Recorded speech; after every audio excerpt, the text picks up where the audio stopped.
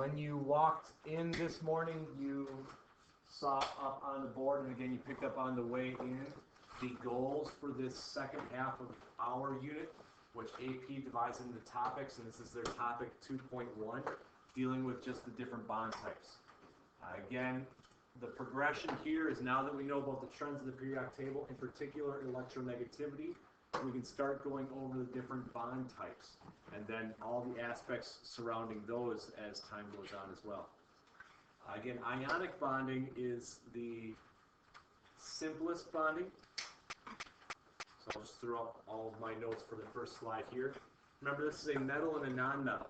So something on the left side of the staircase, excluding hydrogen, because hydrogen is actually non-metal, and something on the right side of the staircase. So what happens, just like in the lab that we did, a metal will transfer its electrons to a non-metal.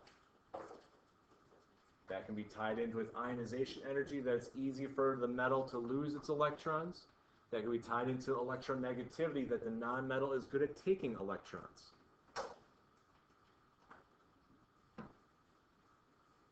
Typically, the term ionic bond is a little unusual because bond is more saved for covalent sharing of electrons. Because really, with an ionic compound, it's held together by opposite charges, just like Na plus and Cl minus.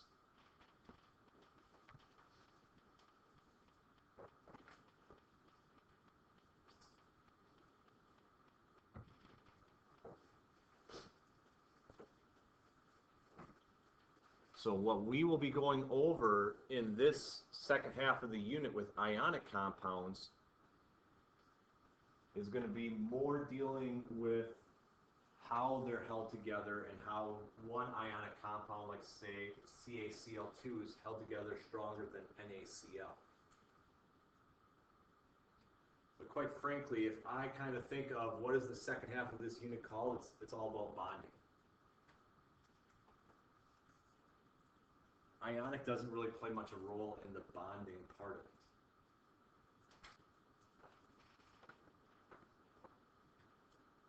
Because it's not a true bond. It's more of oppositely charged particles.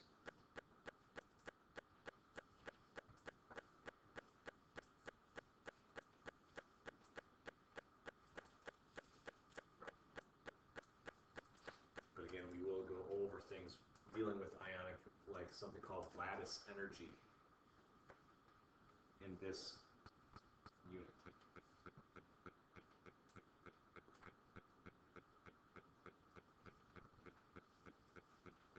You ready? It's not ionic, it's covalent. This is much more of your true bond.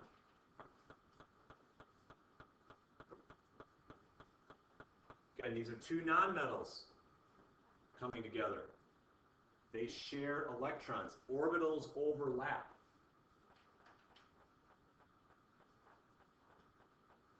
You have polar covalent and you have non-polar covalent.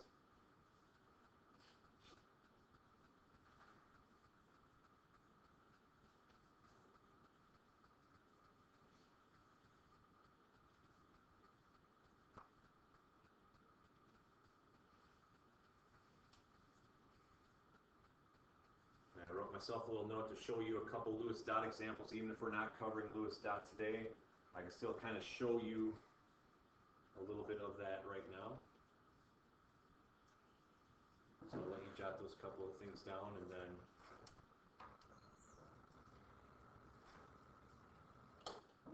over that.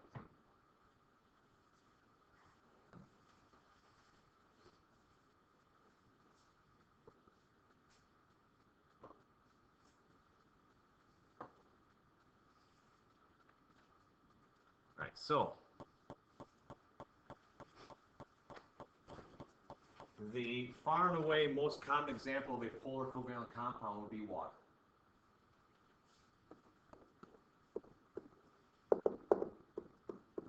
Here's the Lewis dot for water.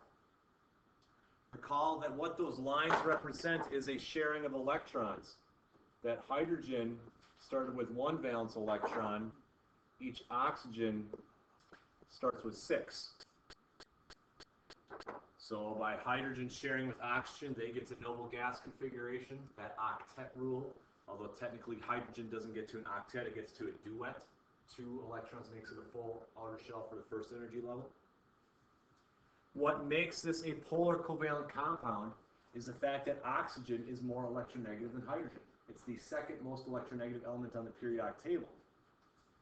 Different ways to designate that is with the partial symbol. The oxygen end is the partial negative end, the hydrogen is the partial positive end. You can also use what's called a dipole moment arrow, which points in the direction of the more electronegative element. And usually there's a cross at the bottom of the arrow that kind of looks like a plus sign if you got rid of the rest of the arrow.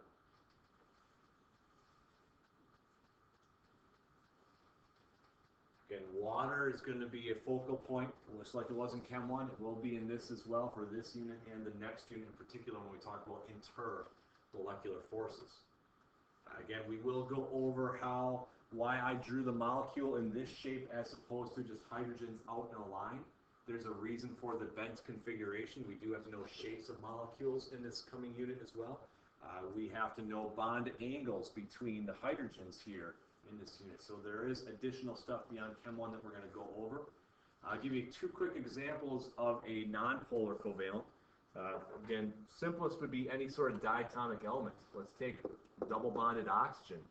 Recall when I gave back your lab, I mentioned that nitrogen is triple bonded, oxygen was double bonded. Again, oxygen has 6 valence electrons. If it shares twice with a neighboring oxygen, it's now at the octet. Each line counts as 2 electrons. And again, we'll remind you that octet in a little bit. Any diatomic element, though, would be perfectly nonpolar because each oxygen has the exact same electronegativity. Therefore, it's an equal sharing of electrons. Now, the sheet that you picked up on the way in that goes over electronegativity would have you look on your periodic table, look up these values. Typically, if it's a small difference in electronegativity between the 2 bonded atoms, we would still kind of consider it to be a nonpolar covalent bond.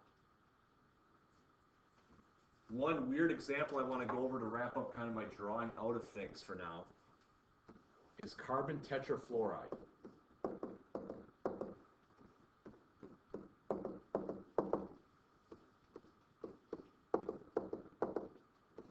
Carbon tetrafluoride means it is carbon bonded to 4 fluorines. Fluorine we should recognize as the most electronegative element on the periodic table. That means there's an unequal sharing of electrons. There's a dipole moment arrow going towards each fluorine.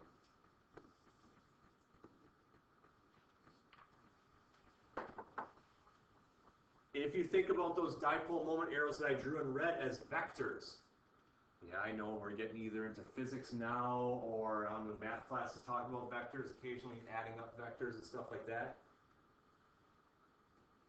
What happens to those vectors when you add them up?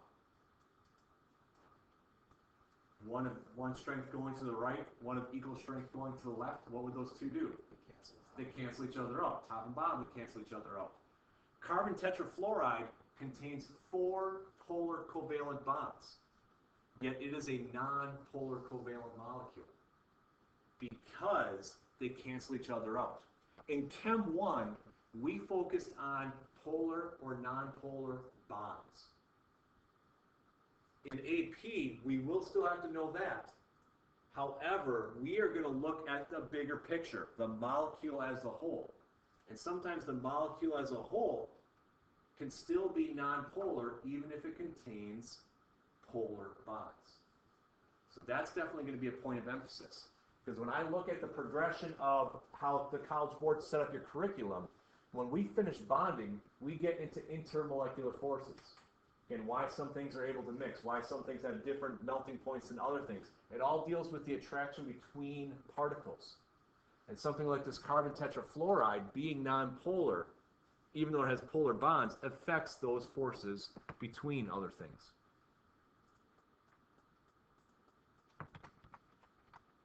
Now, to be quite honest with you, I just added this slide right before you finished your quiz. You don't even have to write it all down if you want to, but this I snipped this out of that goal sheet that I showed you at the start of the day. It's on the back side of your sheet. We will talk more about metallic bonding later. Again, it's kind of the bond type that you kind of brush to the side. But a reminder about metallic bonding. It's only between metals. So if ionic's metal, non-metal, covalent is two non-metals, metallic is metal-metal. The term delocalized, referring to the electrons, is common to express what a metallic bond is. Because in metals, you have this grid of positive nuclei with outer electrons bouncing around between them. Metals have low electronegativity, so they're not good at holding onto or grabbing onto valence electrons. And these electrons then are just bouncing around. In Chem 1, we would talk about why that allows metals to be shaped, because they're not really held together rigid. An ionic compound will just fall apart in your fingers if you rub it together because of those opposite charged particles. Metallic is just free-floating electrons.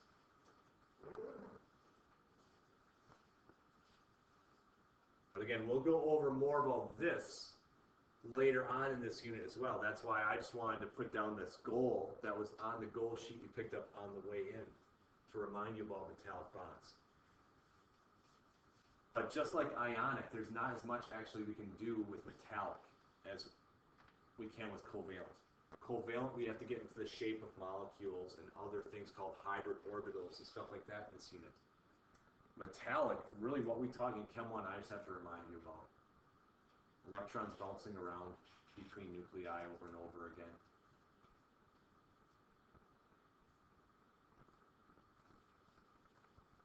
So instead of doing that electronegativity sheet, and I don't know if you have to write down all this, by the way, so I just kind of talked about this.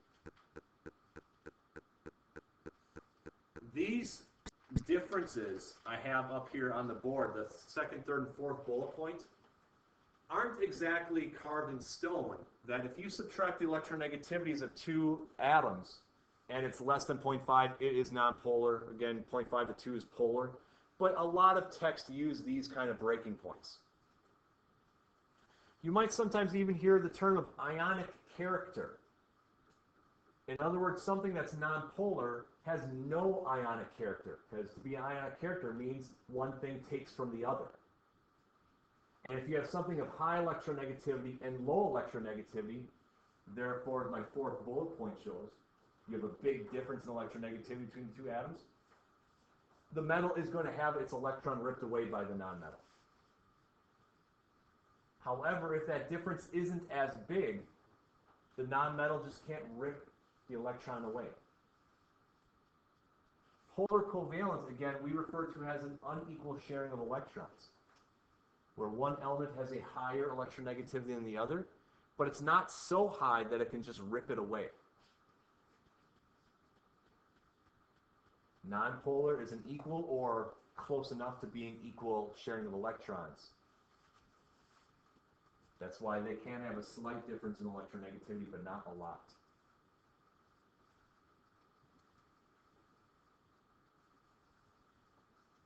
Again, I don't believe it would be necessary to memorize those values.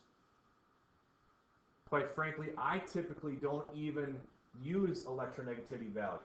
Your good periodic table has those on it already.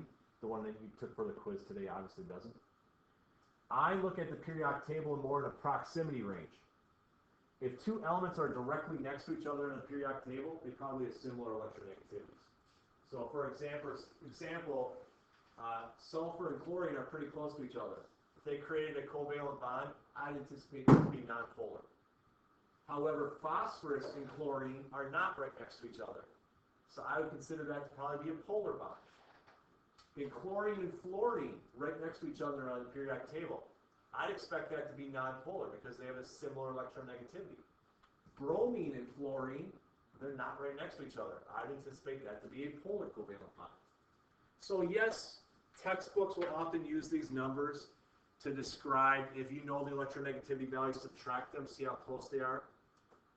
But again, you deal with a metal, non-metal. You already know it's ionic. You can just use numbers to help prove that, I suppose.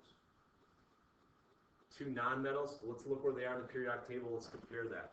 Again, this fifth bullet point, you can contain polar bonds but be nonpolar. The carbon tetrafluoride example I drew up on the board a little while ago. So you could always give yourself a note about that if you did that. And then my bottom bullet point again is me saying that in Chem 1, we simplified this process. We only gave you examples that were polar covalent molecules with polar covalent bonds within them. In AP, we got to realize it's not as simple as that sometimes. We have to look at the molecule as a whole.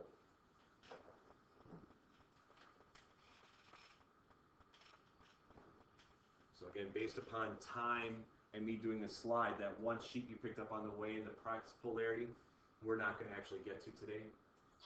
But I don't think that's a necessary skill for you, just to do subtraction of electronegativity values. If you understand electronegativity, the ability to pull on electrons, it's almost like a tug of war between two atoms. So an equal sharing and unequal sharing, or is one so much stronger than the other, it just rips it away. But that electronegativity trend, again, gets carried throughout a lot of material. So of the material that we just took a quiz on, electronegativity is important. Last thing to bring up, and again, I say want on this first one, even though atoms don't have feelings or desires. This is where people would say elements have a tendency towards noble gas configuration to become stable. So remember, you can either gain or lose electrons in an ionic fashion. So metals lose electrons, nonmetals gain electrons. However, if nonmetals are not around metals, nonmetals will share to get to the octet. And again, we can show you Lewis dot how to do that, and we'll be practicing that in the coming days. Because once we know Lewis dot, we can do a lot of applications of covalent bonding. So I was pretty brief with ionic and metallic in particular, because covalent is molecules. You don't technically have an ionic molecule, but covalent is molecules, and we have to do a lot with molecular things. The very last thing I mentioned is that this octet rule that we held dear in Chem 1 is true for about 90% of bonding. However, there is a certain segment of bonding that does not follow the octet rule. We will go over some of those examples. However, when the College Board released their new set of kind of goals, they did say it is not a point of emphasis. So that, for that reason, we can actually lessen the amount that we're going to, time we're going to spend on disobeying the octet rule. However, you might see an example every now and then of those types of molecules, so I want to at least go over that a little bit with you.